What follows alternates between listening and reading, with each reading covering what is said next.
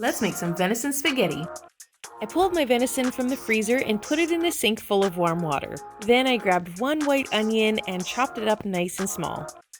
I heated up some olive oil in my pan and sauteed that onion until it was translucent. We love garlic in our family, so I added a tablespoon and a half of minced garlic. While the onions and garlic were cooking down, I heated up a big pot of water with a generous amount of salt. Once that comes to a boil, it'll be ready for my spaghetti. In that lovely bag was 1.5 pounds of ground venison. I added some salt and pepper to that and let it brown. I usually have dried herbs on hand all the time, but you can use fresh if that's what you prefer. I ended up just using 2 teaspoons of basil, 1 teaspoon of thyme, and 2 teaspoons of parsley. This meal actually comes together pretty quickly, which I absolutely love. My water was ready, so I added a good glug of olive oil and, as you could see, a big handful of spaghetti.